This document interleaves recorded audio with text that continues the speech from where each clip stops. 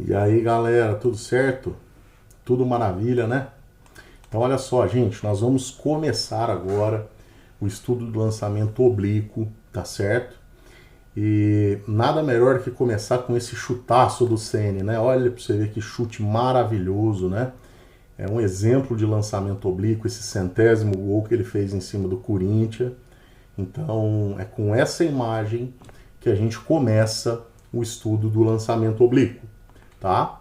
Lembrando você que todo lançamento oblíquo, pessoal, ou todos os slides referentes, perdão, ao lançamento oblíquo, estão lá na minha página, só você procurar na parte de cinemática e fazer o download, tá certo? Então eu espero você lá, hein? Pessoal, agora lá, ó. Ó o Cristiano Ronaldo, ó o homem aí, ó. O que seria esse lançamento oblíquo? Nós já estudamos o lançamento horizontal, no qual a velocidade inicial tinha apenas uma componente x, né? O lançamento, como a gente diz, é horizontal. Agora, você pode ver nesse chute do Cristiano Ronaldo, né? Vamos imaginar que a bola vai num plano, né? Que essa velocidade inicial, ela tem, além da componente x, ou além dela vir em direção ao gol, né? Que seria a componente x, ela também sobe e desce. Então, ou seja, ela tem uma componente y. Então a velocidade da bola, né, ou o movimento da bola, ele se encontra num plano XY, tendo agora uma velocidade inicial em partes no eixo X e em partes no eixo Y. Então é isso que difere esse lançamento oblíquo do lançamento horizontal, tá? No lançamento horizontal, a velocidade inicial era só no eixo X. Agora, no oblíquo, eu tenho uma parcela dessa velocidade no eixo X, da velocidade inicial no eixo X, e a outra no eixo Y, tá certo? Então, se eu tenho uma velocidade em partes no eixo X e em partes no eixo Y, essa velocidade inicial, é lógico que o meu movimento também vai ocorrer nesses dois eixos, né? Uma parte do movimento se dá em relação ao eixo X e a outra parte em relação ao eixo Y. Tudo bem, o que a gente precisa analisar agora? Pessoal, nós não podemos esquecer que toda vez que esse movimento ele é composto, né, de duas parcelas, duas ou mais parcelas, para nós aqui a gente só estuda em um plano, né, os eixos x e y, nós podemos utilizar o princípio da independência dos movimentos de Galileu. Olha lá, ó, aqui na segunda linha, olha lá, o princípio da independência dos movimentos de Galileu, para a gente poder descrever e entender de maneira melhor esse movimento. Por quê? Se o movimento ocorre tanto nos eixos x e y, eu posso estudar cada movimento separadamente, porque um não interfere de forma decisiva no outro, né? Em momento algum.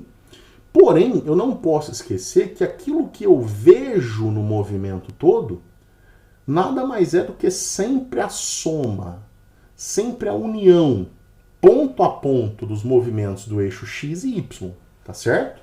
Eu vejo os dois movimentos ao mesmo tempo, porém eu consigo estudá-los separadamente. Então, esse cara, esse jogador, ó, ao chutar essa bola vai fazer essa trajetória parabólica, né, gente? Né? Então, o movimento que eu tenho referente a esse lançamento oblíquo, então, você percebe que é um movimento parabólico, né? Essa bola anda para frente enquanto sobe e desce, tá certo? Então, ó, nesse momento, eu já até te falei o tipo de movimento que eu vou ter em cada eixo. O movimento eixo X é um movimento retilíneo. E no movimento eixo Y, é um lançamento vertical, né? Porque a bolinha vai subir e descer, tá certo? Então, moçada, vamos lá, ó. Para a gente poder começar a estudar e entender esses movimentos em cada eixo, eu preciso te mostrar o quê? Como que são os valores da velocidade inicial em cada eixo.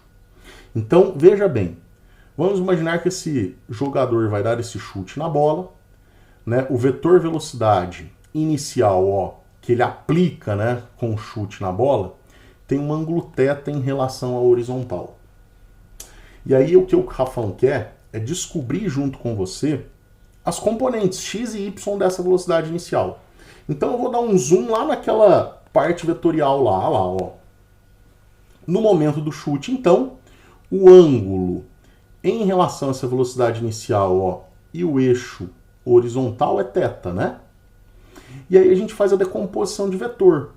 Eu tenho já o eixo vertical e horizontal, a origem desse vetor velocidade é exatamente na origem do eixo, né? E aí o que o Rafão faz? Pela ponta dessa velocidade, uma reta paralela à direção vertical e outra paralela à direção horizontal. E aí, onde essa reta que eu tracei paralela à direção vertical cruza o eixo horizontal, ó, nesse ponto, está a ponta da minha velocidade o quê? Inicial no eixo x. Né? Como se fosse a sombra desse vetor em cima desse eixo. Imagina você está uma lâmpada aqui, ó, bem forte. Como que seria a sombra desse vetor V0 em cima do eixo x? Seria esse V0x, ó. A mesma coisa acontece com a velocidade inicial no eixo y, pessoal. Né? No ponto onde essa reta que eu tracei paralela ao eixo x cruzar o eixo y, vai estar a ponta do meu vetor ou da minha componente da velocidade inicial do eixo y. Então eu pego lá da origem e ligo até aquele ponto. Aí eu vou ter nesse ponto, pessoal, a minha velocidade inicial no eixo y. Tá? Então o desenho da decomposição a gente já fez. E o que eu preciso agora é determinar, é estabelecer os valores dessas componentes. E aí a gente começou pela componente x, ou seja, vamos descobrir qual é o módulo desse V0x. Eu vou usar o quê? O cosseno de θ, gente. Porque, ó, em relação a θ, esse V0x é o cateto adjacente. Então, cosseno de θ é V0x por V, né? Então, olha lá, ó, cateto adjacente pela hipotenusa, né? Cosseno de θ, ó, cateto adjacente, que é o V0x, pela hipotenusa, que é V0. Aí o Rafão só multiplicou em cruz. V0x é igual a V0 vezes cosseno de θ. Certo? Então, esse, ó, é o valor da componente da velocidade inicial do eixo x. É o V0 vezes o cosseno de θ. Rafão, qual que é o valor da componente y dessa velocidade inicial? Gente, a componente y, não sei se você percebe, ó, esse vetor, você pode pensar que ele esteja posicionado aqui também, né, ó. Então ele seria a componente o que em relação a θ? O cateto oposto, né?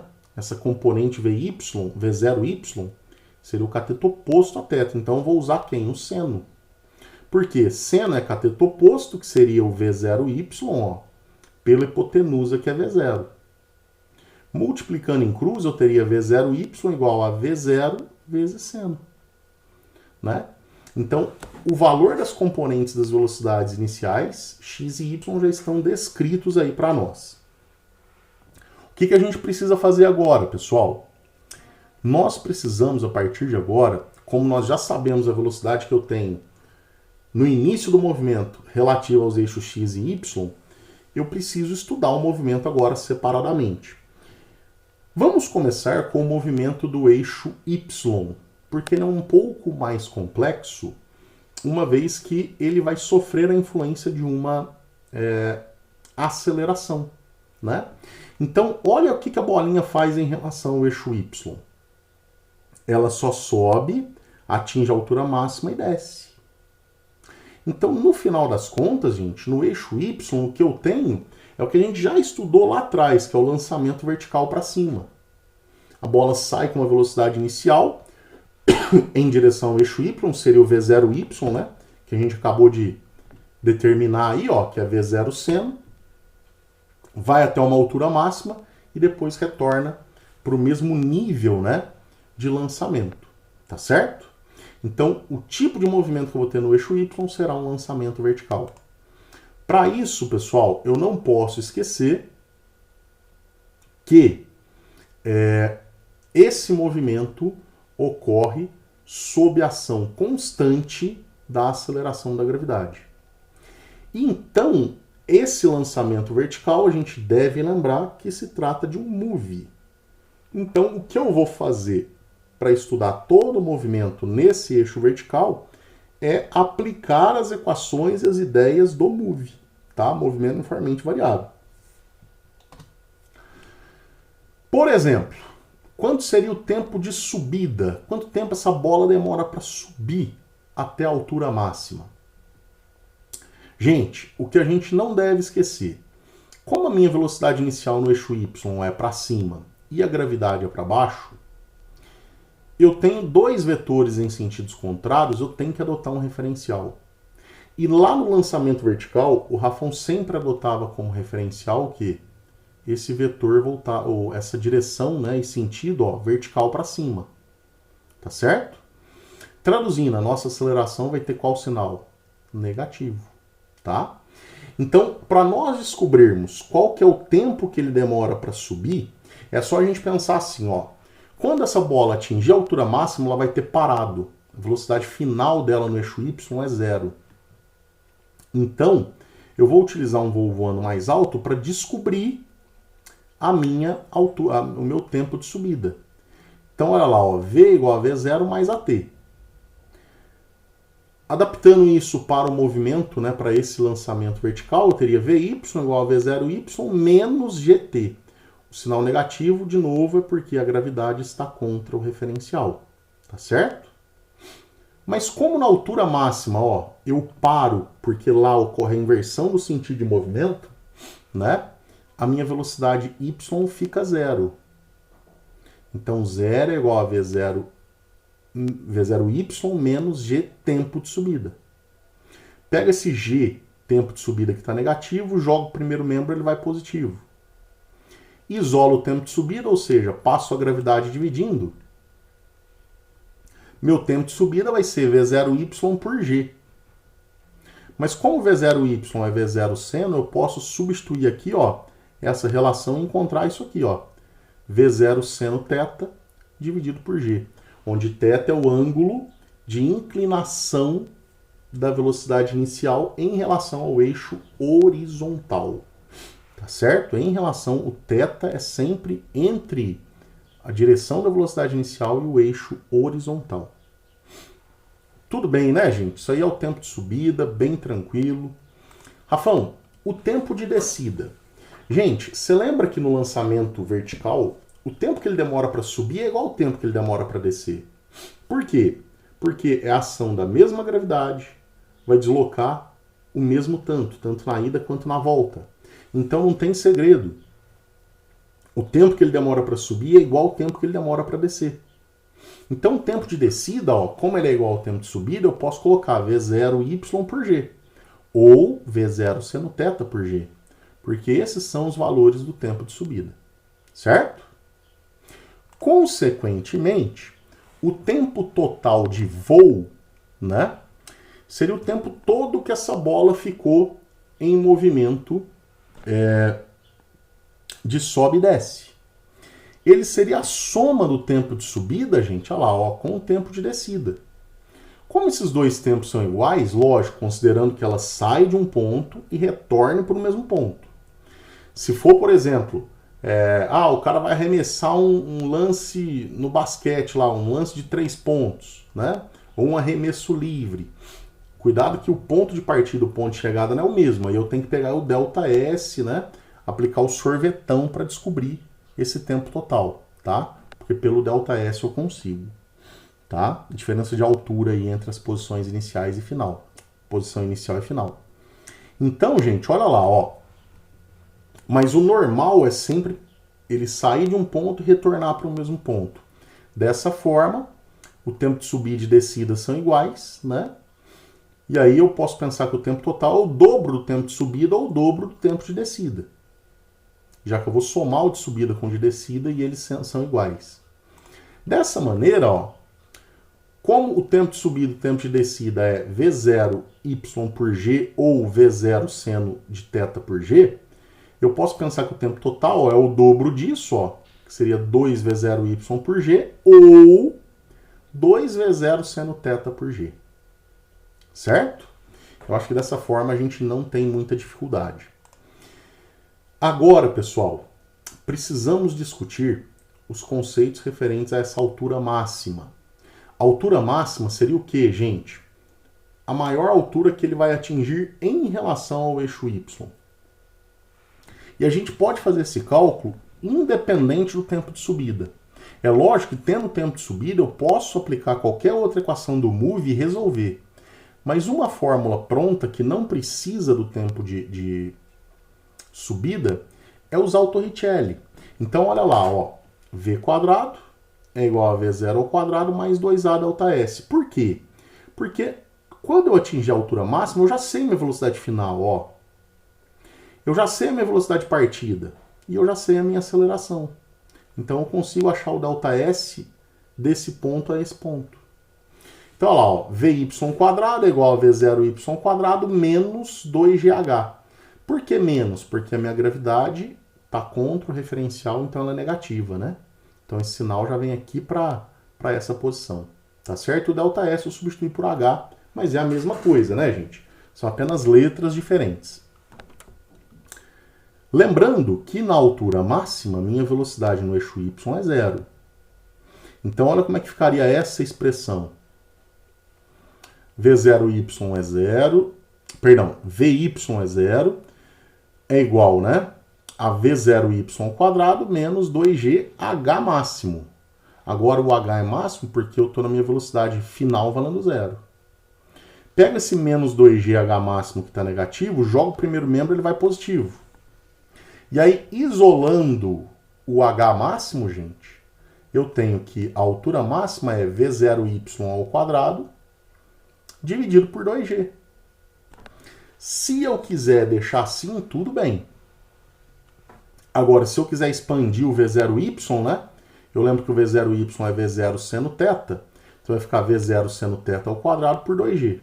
Ou V0 ao quadrado, ó, vezes seno ao quadrado de θ dividido por 2G. Tá certo? Então, essas relações eu posso utilizar para a altura máxima. Mas o que é mais relevante? É eu lembrar primeiro que eu tenho que adotar o referencial, né? Aí a dica é sempre usar o referencial vertical para cima positivo.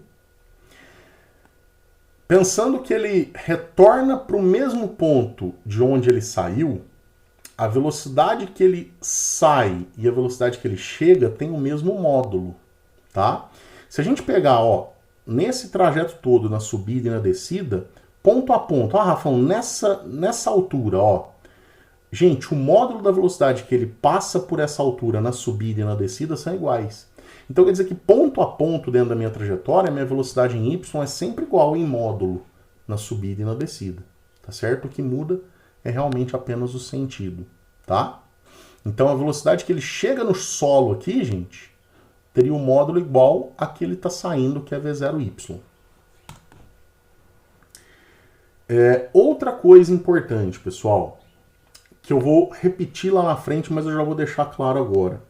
Rafael, eu preciso decorar essas fórmulas, H máximo, tempo de subida, tempo total.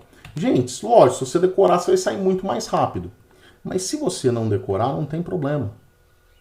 Como isso tudo é move, você pode usar as suas equações do move, porque eu concordo com você. É um pouco desgastante. Olha a fórmula da altura máxima. Né? Só assim, nossa, Rafael, vou ter que colocar isso aí, meu. Não.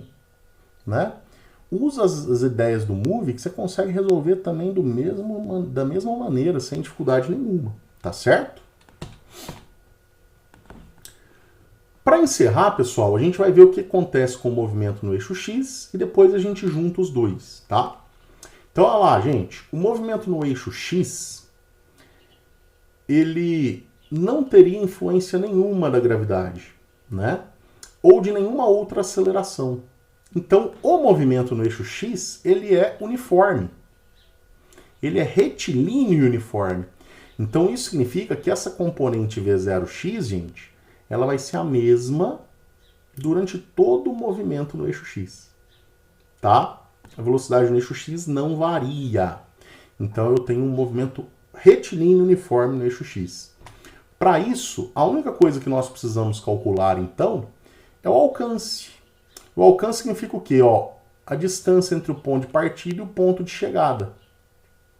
Então, este alcance, pessoal, a gente chama de alcance horizontal, é calculada de que forma? Ou é calculado de que forma? Rafão, se o movimento é uniforme, se eu descobrir o tempo de movimento todo, eu faço velocidade é ΔS, ΔT e eu acho o alcance. Então é justamente isso que a gente vai fazer, ó. Velocidade é ΔS, ΔT. Só que a velocidade que eu tenho é a componente x, ó, inicial, então é V0x. O deslocamento é o que eu estou te propondo, ó, é o alcance horizontal, d. E o tempo? O tempo é o tempo total de movimento. Esse tempo total é aquele tempo total de voo. Ah, Rafael, então o tempo total de voo eu vou substituir aqui, ó, e calcular esse alcance. Exato. Aí é óbvio que eu estou mostrando para você de forma expandida o negócio, né? Ó, você lembra que o V0x é V0 cosseno e o tempo total é 2V0 seno de θ dividido por G. E aí o que a gente faz? A gente pega essas duas relações e substitui aqui, ó, na fórmula do alcance horizontal. Então, olha lá, ó, V0x é V0 cosseno. E o tempo total é 2 vezes V0 vezes seno dividido por G. Fazendo esse produto, gente, ó, V0 vezes 2V0 seno θ, fica V0 quadrado. E cosseno vezes essa galera toda aí, né? Então a gente multiplica tudo, gente, o numerador. Então vai ficar V0 quadrado vezes 2 seno de θ vezes cosseno de θ. Tudo isso dividido por G. Dessa maneira, o que você precisa perceber, pessoal? Se você estudou lá em matemática aquelas relações de arco duplo, você lembra que esse 2 seno cosseno, na verdade, é um seno de 2θ. É um arco duplo, né? Então eu posso substituir esse 2 seno cosseno pelo seno de 2θ. Essa última relação, a gente nem usa tanto assim no exercício em si para calcular, a gente usa as demais.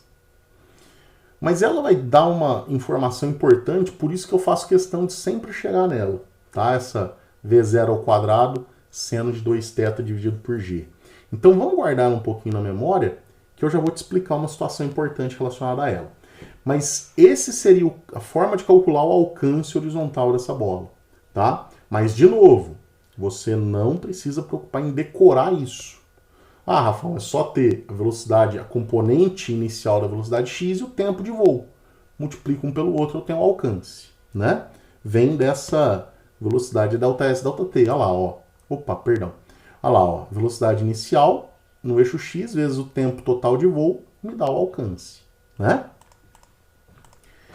O que eu quero te mostrar? Levando em consideração essa equação, ou essa forma de escrever a equação do alcance horizontal. O alcance horizontal ele vai ser máximo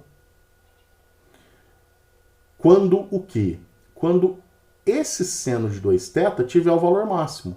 Por quê? Pensa comigo, gente. Vamos pensar numa velocidade inicial de 10 metros por segundo. A velocidade inicial sempre vai ser 10, então. Mas o ângulo de lançamento vai influenciar na máxima distância que essa bolinha vai atingir o solo. Ah, Rafael, então beleza.